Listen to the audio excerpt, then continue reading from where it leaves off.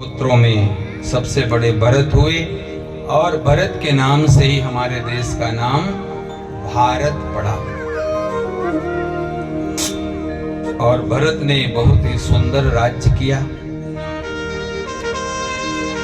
समय आया, भरत ने भी अपने पुत्रों को राज्य सौंप दिया और गांडीकी नदी के किनारे छोटा सा आश्रम बनाया और भगवान का भजन करने लगे। एक दिन की बात है, भगवान का नाम जप कर रहे थे। इतने में कोई एक गर्भवती हिरणी नदी में जल पीने आई। जल पी रही थी, उसी समय वनराज शेर ने गर्जना की और ऐसी भयंकर गर्जना की, गर्जना से हिरणी डर गई और कूदकर नदी पार करने लगी। तो उसके पेट में जो गर्भ था वो गिर गया। छोटा सा हिरण का जो बच्चा है वो नदी में गिर गया और हिरणी वहीं मर गई। और भरत ये सब देख रहे थे। छोटे से बच्चे को दौड़कर भरत ने उठा लिया और अपने आश्रम लाए। छोटे से बच्चे को पालन पोषण करने लगे। धीरे धीरे वो बच्चा बड़ा होने लगा। गलती हो गई यहाँ भरत की। दया तो करना चाहिए, लेकिन दया के साथ ऐसा ना हो कि हम आपकी ममता उसमें इतनी हो जाए कि जैसे हम घर द्वार तो छोड़कर आए लेकिन हिरणी के बच्चे में ममता हो गई। ऐसे ही राजा भरत जो सब छोड़कर आए थे, उस हिरणी के बच्चे से उनका प्रेम हो गया। अब तो जब तक उनका मन कम करता है उसकी सेवा में लगे रहते हैं। एक दिन के बाद हिरणों का कोई झुंड आया और वो हिरण का बच्चा उनके साथ चला गया।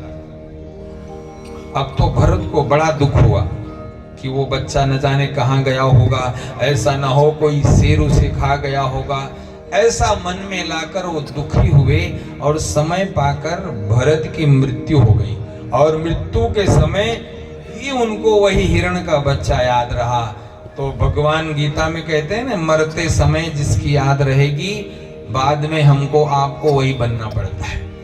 इसलिए हम आप भी सावधान रहें। मरते समय कहते हैं ना, जन्म जन्म मुनि जतन कराही, अंत राम कही आवत नाही। अंत में जिसकी याद आती है ना, वही फिर बन के आना पड़ता है। इसलिए हम आप अंत में तो भगवान का सुमिरन करें, नाम का सुमिरन। इसीलिए तो हम आप कथा सुनते हैं, हम आप जब तक करते हैं कि अंतिम समय हम ईश्वर को याद कर सकें, ईश्वर का नाम याद कर सकें। लेकिन भरत ने क्या किया, मरते समय हिरण को याद किया तो वही भरत दूसरे जन्म में हिरण बनकर आ गए। समय बीता, धीरे धीरे उस हिरण ने भी अपना शरीर त्यागा और फिर वही हिरण फिर से एक ब्राह्मण के घर जन्मा और वहां भी इनका नाम भरत ही पड़ा। उन्हें पुरानी स्मृति याद रही कि भैया थोड़ा सा वो हिरण के बालक में मैंने मन लगा दिया तो दूसरा जन्म हिरण करना पड़ा। इसलिए अब की बार उन्होंने तय कर लिया कि संसार में मैं रहूंगा जरूर, लेकिन चालाक बन के नहीं, एकदम पागल जैसे बन के रहूंगा। इसलिए जड़ भरत बन गए, जड़ जैसे रहने लगे। पिता ने कहा कि बेटा तुम ब्राह्मण के पुत्र हो तो कम से कम जाओ संस्कृत सीख कर आओ, ये श्लोक सीखो। अब जड़ भरत ने सोचा अगर आज मैंने श्लोक सीख लिया तो कल पिताजी बोलेंगे जाओ बेटा किसी की शादी करा के आ जाओ, और मैं शादी कराने कहीं चला गया तो फिर बोलेंगे कि बेटा जाओ और बड़े काम कर लो, तो मैं तो यहीं फंस जाऊंगा। इसलिए अब तो भरत जड़ जैसे हो गए। माता पिता जब तक थे तब तक तो उनकी सेवा होती रही। माता पिता की मृत्यु हो गई। उनके 2 भाई थे, उनका विवाह हुआ। जब तक उनका विवाह नहीं तब तक तो जड़ भरत को खाने को मिल जाता था। जब उनका विवाह हुआ तो उनकी पत्नियों ने कहा कि तुम्हारा भाई कुछ करता तो है नहीं, दिन भर खाता रहता है, इनको घर से निकालो, कोई काम करें। अब भाइयों ने जड़ भरत की ड्यूटी लगाई कि भैया तुम प्रातः काल जाया करो और जो अपने खेत में फसल लगी है, चिड़िया खा रही है, आप उनको कम से कम हड़ा दिया करो, उड़ा दिया करो।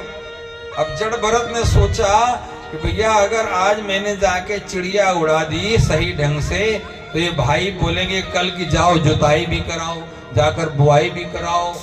सो भैया जड़ भरत गए तो सही सेवा करने, और जाकर अपने खेत पर फसल के किनारे बैठ के जिस चिड़िया को उड़ाना चाहिए उसके लिए भैया ये भरत जी क्या बोल रहे हैं, राम जी की चिड़िया राम जी का खेत, खा लो चिड़िया भर भर के। उड़ाने गए तो खिलाने लग गए हैं। उन्हें पता था आज अगर इन्हें उड़ा दिया तो भाई लोग पीछे पड़ जाएंगे। एक बार भाई ने कहा कि जाओ खेत की जुताई कराओ। तो भरत ने सोचा कि भैया जुताई अच्छी कर दी तो फिर भाई पीछे लग जाएंगे। तो उन्होंने जुताई क्या की, बीच बीच में गड्ढे कर दिए। भाई आके बड़े नाराज हुए, बोले जुताई के लिए बोला कि ये गड्ढे करने के लिए बोला। जब तक भाई अकेले थे तब तक तो भरत की सेवा हुई। जब उनका विवाह हुआ पत्नियों ने अपने पतियों से कहा ये खेती कर नहीं सकते, कोई कार्य कर नहीं सकते, घर में क्यों रखते हो। भाइयों ने जड़ भरत को धक्के मार के बाहर कर दिया। संसार प्यारे ऐसे ही है, जब तक हम आप संसार के लायक हैं तो संसार प्रेम करता है। इसका मतलब ये नहीं कि आप संसार को छोड़ दो, कथा सुन के बोले महाराज कथा तो सुनाई, संसार ऐसे ही है तो हम अपने पति की सेवा ना करें, अपने पुत्रों की नहीं, सेवा सबकी करनी है, लेकिन अंदर से भाव रखना है कि संसार किसी का नहीं है, संसार स्वार्थ से ही चलता है और इसमें किसी की गलती नहीं है। आपका स्वार्थ पति से है, पति का स्वार्थ आपसे है, भाई का स्वार्थ भाई से है, बहन का स्वार्थ, क्योंकि ये संसार ही स्वार्थ से चलता है। अगर स्वार्थ हटा दो तो न आपसे मुझे कोई लेना देना, न मुझसे आपको लेना देना, न पति से पत्नी कोई मतलब है, न पत्नी को पति से। यहाँ तो संसार में सबको सबकी जरूरत है और सबकी सेवा करनी भी चाहिए, लेकिन हम आप मन से ऐसा समझें कि भैया ये ऐसा ही संसार है।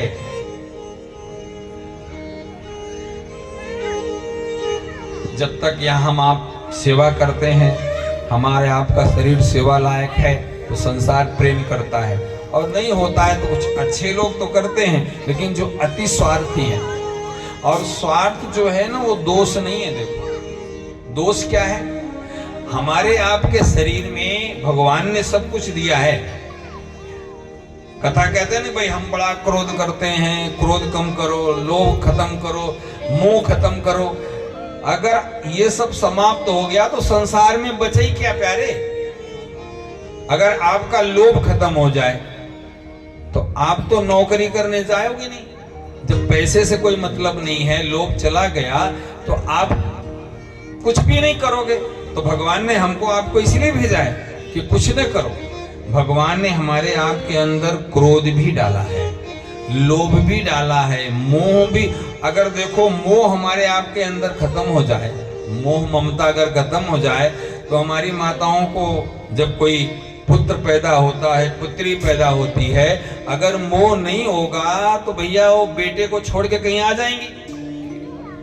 तो भगवान ने मोह भी डाला है, लोभ भी डाला है, क्योंकि भगवान को संसार चलाना है। हाँ, ये लोभ मोह ये दोष कब हो जाते हैं, जब ये बढ़ जाते हैं। सबके अंदर सबकी जरूरत है। अगर आप क्रोध नहीं करोगे ना तो ये दुनिया आपको जीने नहीं देगी। लेकिन इसका मतलब ऐसा नहीं कि 24 घंटा तबले जैसे तने रहो। जहां जरूरत है एक संत किसी गांव में गए, तो गांव वालों ने रात्रि के समय संत को जहां ठहराया था, तो गांव वालों ने कहा कि महाराज सब जगह जाना, लेकिन पीपल का जो पेड़ है वहां रात को मत जाना। बोले क्यों? बोले महाराज एक भयंकर सांप रहता है, भयंकर सांप रहता है, आप वहां जाना मत। संत को जरा सांप पर दया आ गई, सर पर। रात्रि को पहुंच गए और सांप ने अपना फन उठाया। फन उठाया तो संत ने अपने भाषा में पूछा कि भैया काहे का फन उठा रहा है? पता नहीं कौन सा तूने शत्रु भाव रखा होगा और मरा होगा तो सांप बना, और सांप बनने के बाद भी तू फुफकार लगा रहा है, इसके बाद तो क्या बनेगा? काहे को बिना काम के फुफकार लगाता काटता है? तो सांप ने कहा कि महाराज हम क्या करें, अगर हम फुफकार न मारे काटे न तो ये गांव वाले हमको जीने नहीं देंगे, ये संसार ऐसा ही है, ये जीने नहीं देगा। तो महाराज ने कहा देखो आप काटो नहीं, आप अगर काटोगे नहीं तो लोग आपसे प्रेम करेंगे, क्यों आपको मारेंगे? अब ये बात सांप ने महाराज की बात मान ली। कहते हैं कि महाराज जी तो चले गए, 1 महीने बाद आए और जाके पीपल के नीचे देखा तो सांप देवता आधे मरे कुचले पड़े। अब तो संत ने सांप से पूछ लिया कि भैया ऐसे ऐसे अधमरे कैसे हो गए? बोले महाराज आपने वो जो मंत्र दिया था ना किसी को काटना मत, सो मैंने वो मंत्र अपना लिया, तो गांव वालों ने सोचा करे भैया ये सांप तो बड़ा सीधरा हो गया है, अब तो छोटे छोटे बच्चे भी आते हैं उठा के हमको पटकते रहते हैं, और हमारी ये दशा हो गई। महाराज आपका उपदेश सुना सो मैंने जो है एकदम अहिंसक हो गया, अब छोटे छोटे बच्चे भी हमारे को प्रताड़ना कर जाते। महाराज आपके नाते मेरी ये दुर्दशा हुई है। तो महाराज ने कहा देख बेटा, मैंने तुझे ना काटना नहीं इसके लिए बोला था, मैंने ये थोड़ा बोला था कि तू फुफकार मत मारना।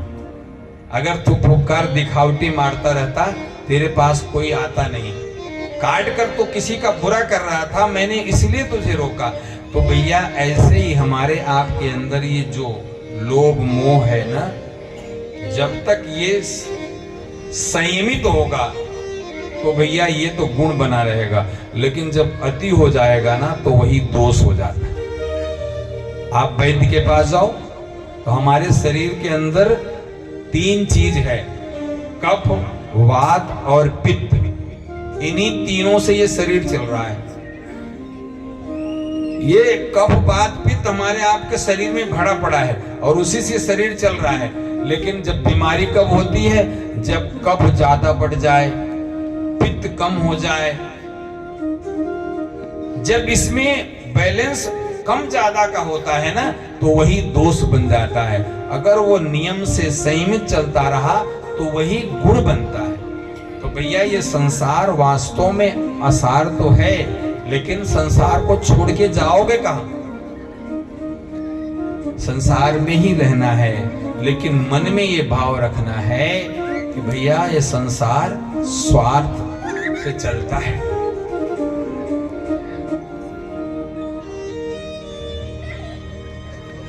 बिना स्वार्थ तो ये संसार चलेगा ही नहीं।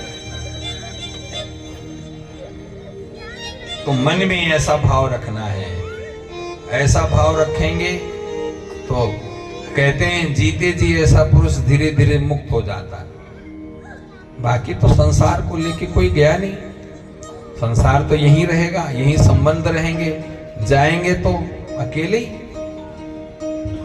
कबीर साहब बहुत सुंदर हमको आपको समझाते हैं कि हे मेरे प्राण, हे मेरे जीव, तेरे साथ कोई जाएगा नहीं, सारे संबंध इसी संसार में हैं, सारे संबंध यहीं टूट जाएंगे। शरीर जब प्राण निकलेगा तो संबंध सारे टूट जाएंगे। कबीर साहब कहते हैं भंवरवा के तोहरा संग जाएगा। हे भंवरवा तेरे साथ कौन जाएगा? कोई नहीं जाएगा। भंवरवा